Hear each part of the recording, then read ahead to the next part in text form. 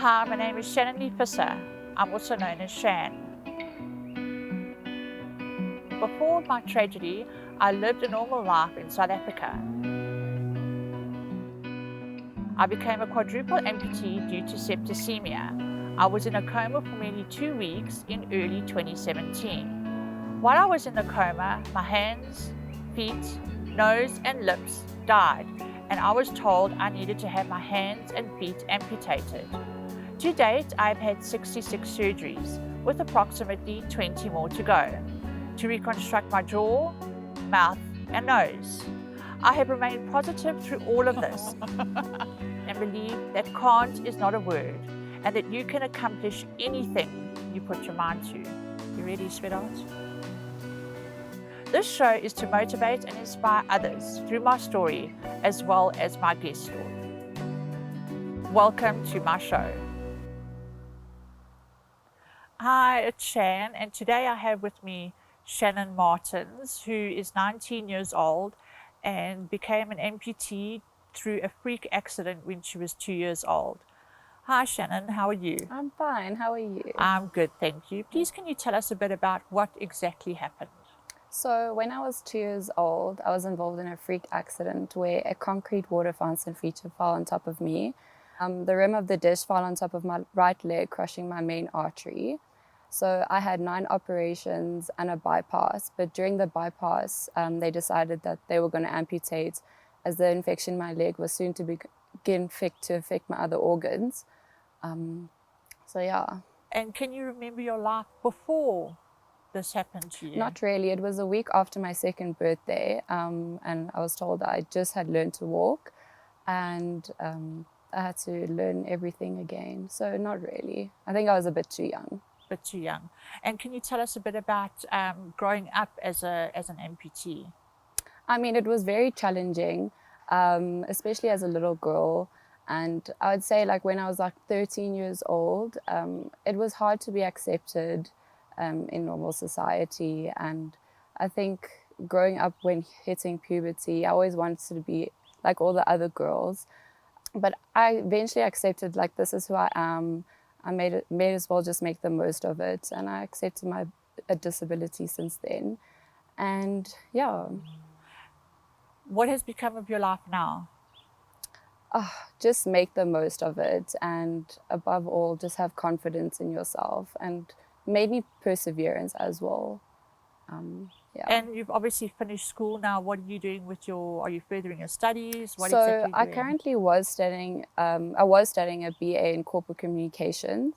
And then during lockdown, I decided it wasn't what I wanted to do. So I'm currently in the process of booking my super yacht stewardess course, which will happen in Cape Town. That's amazing. Yeah. Have you always wanted to, have you always had a love of water? Is that why you went into that? Yes, definitely. And I mean, I'm always, I love cleaning. I'm such a OCD person. So I think working on super yachts will do me justice. Were there any challenges you faced being an amputee, wanting to go onto the yachts and pursuing that route of?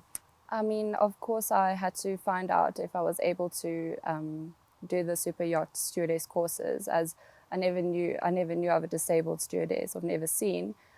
So I phoned up, and they did say that they actually had an amputee who did theirs during lockdown, and apparently she did better than everyone else. So it just shows. She was determined to get on that yacht and do what she needed to do. Yes, and I just love to persevere something that I love, and yeah. And what hobbies do you have? I mean, besides for swimming, I mean, social media. Swimming? How did you get into swimming? So I started competing at the age of, I think it was 12. And I competed at a national level for 3 consecutive years. And I also went to I participated in the Tricolor Games, which was held in Italy, bringing back, it was 3 gold, 3 silver, and 2 bronze. That is amazing. That is amazing. Now, did you swim against able-bodied swimmers or? Yeah, so for a while I was just competing against able-bodied people, and then I went for a classification, and they put me into a certain category, which is like my class, and then started competing in my class only. Who's your role model?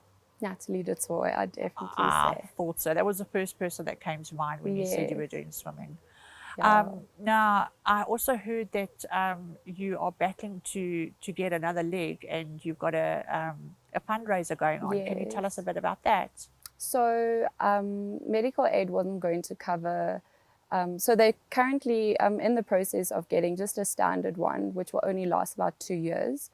So they've eventually decided that they were going to cover it after many fights. And then we also wanted, my orthopedic surgeon wanted me to upgrade to the C leg, which is, it works with electrics, but it's 790,000 Rand. So I knew medical aid wasn't going to cover it. So I just started a fundraiser, and yeah, we've raised enough so far, I guess, but I'm sure it will take a while. I know that you have to have your socket recast because the stump of your leg, the shape changes all the time. Yes, yes. But what is wrong with the other components that you can't carry on with those components? So my knee is obviously reached its lifespan like every other prosthetic does. So unfortunately mine's reached my time now.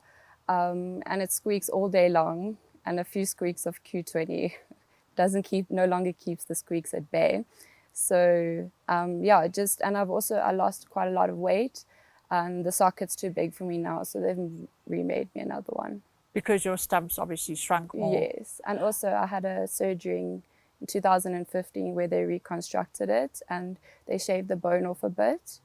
And then obviously from swelling, it's over the past few years, the swelling's gone down. Okay.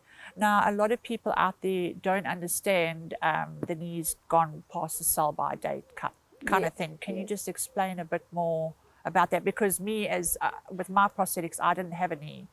I've got my own. Yes. So prosthetics, well, especially the knee has a 5-year warranty. Well, most of them do. So obviously mine reached 5 years now, so it's very squeaky, and the air, it doesn't kick as fast anymore. So I mean, I don't think people realize exactly how much it costs being an amputee. I know, it's ridiculous. That medical aids unfortunately don't cover everything. You think because you're on medical aid you sorted, you know. Yes. But a lot of medical aids don't cover it. Now the knee is obviously the most expensive part. What would just a knee cost?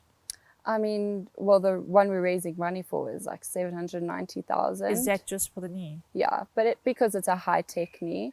But the standard ones are usually about 200,000. And if people wanted to get involved or help you put money towards your fundraiser, how do they do that? So they can go into my link, there's a link in my bio on Instagram and Facebook. And you just click on the link, and then you'll see at the bottom it says donate now, and then you can just go and donate and put your details in. What is your Instagram handle? It's Shannon Martins. Shannon Martins, yes. At Shannon Martins. Yes. Okay, and what other challenges do you find being a young lady going out in public? Are you wary about going out in public? Are you worried about what other people think? Because with me, I know in the beginning I was very scared of going out in public and wondering what people are going to think, what they're going to say.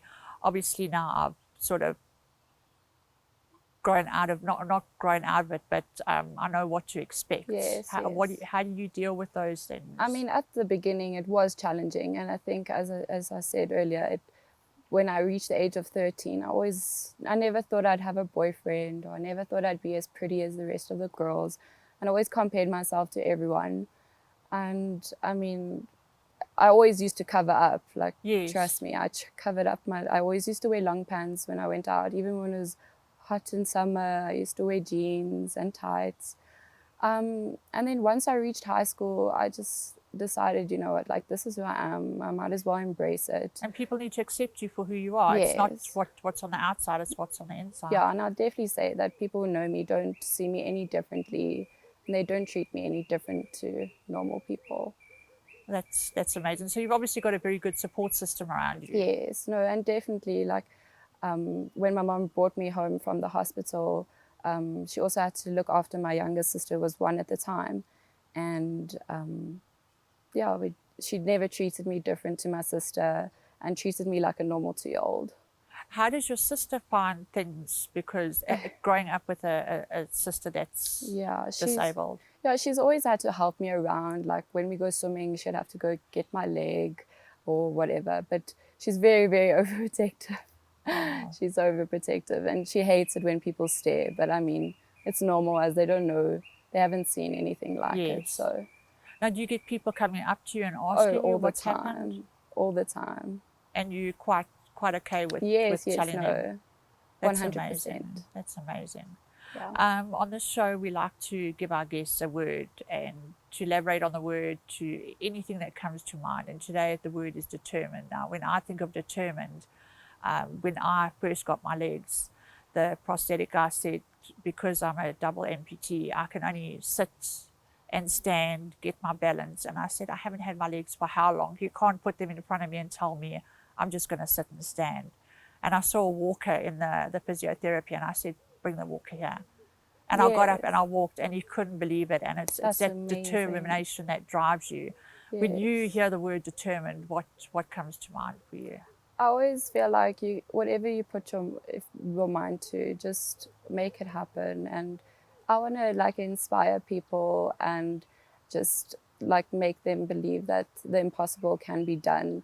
And there are no walls. Find your peace and you'll make your walls doors. That's an amazing quote to live by. Yes. It's amazing that what we can go through, it just makes us stronger as people. Shannon, I'd like to thank you so much for being here today, for sharing your story, and for letting people out there realize that whatever happens and what's put in front of you, you can get over it. Yes, no, you just got to be strong, and I think a good support system out there. I mean, there's a lot of people that don't have a good support system, but that's one of the main things. Thank you so much. Thank you so much for having me. To everybody out there, just like Shannon has showed us, that determination can get you far. Thank you. Till next time.